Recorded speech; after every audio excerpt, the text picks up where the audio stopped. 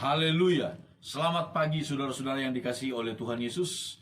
Kita bersyukur pagi ini kita akan kembali merenungkan firman Tuhan yang menjadi kekuatan dalam kehidupan kita. Mari kita dengan bersungguh-sungguh hati datang kepada Tuhan. Di dalam kitab Injil Lukas pasal 24 ayat 28, ketika Yesus berjalan bersama Kleopas dan temannya, mereka mendekati kampung yang mereka tuju, lalu ia berbuat seolah-olah hendak meneruskan perjalanannya.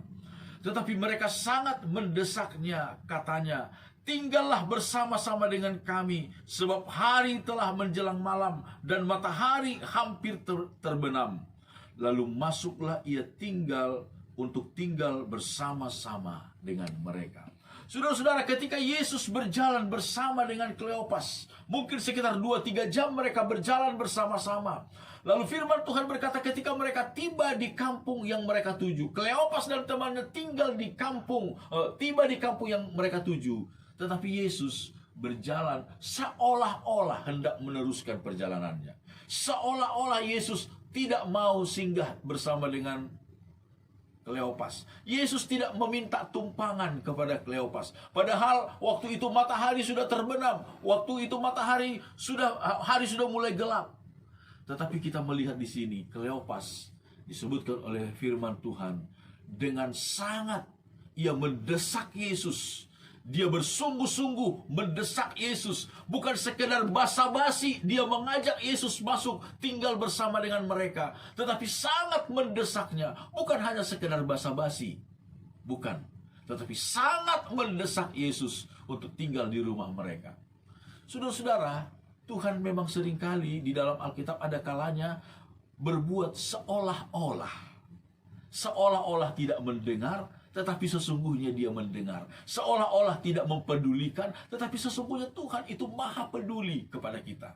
Di dalam kitab Injil Matius pasal yang ke-15 dikisahkan di sana mulai dari ayat 21 sampai ayat 28 tentang seorang wanita Kanaan yang datang kepada Yesus. Dia sujud kepada Yesus. Saya membaca mulai dari ayat 22, saudara-saudara. Maka datanglah seorang perempuan Kanaan dari daerah itu, dari daerah Tirus dan Sidon, dan berseru, "Kasihanilah aku ya Tuhan, anak Daud, karena anakku perempuan kerasukan setan dan sangat menderita."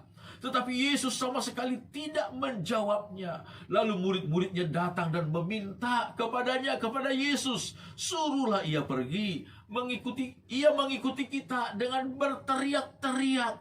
Jawab Yesus, "Aku diutus hanya kepada domba-domba yang hilang dari Israel."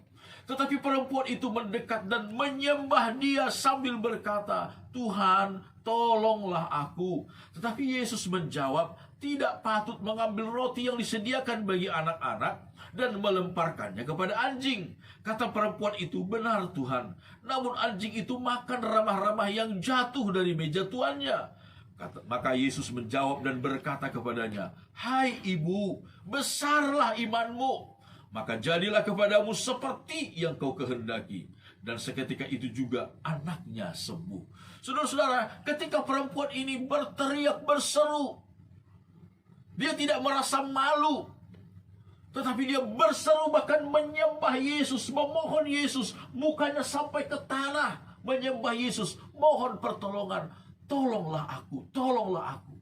Tapi seolah-olah Yesus di sini mengeraskan hati. Dia berkata, "Aku diutus hanya kepada domba-domba Israel."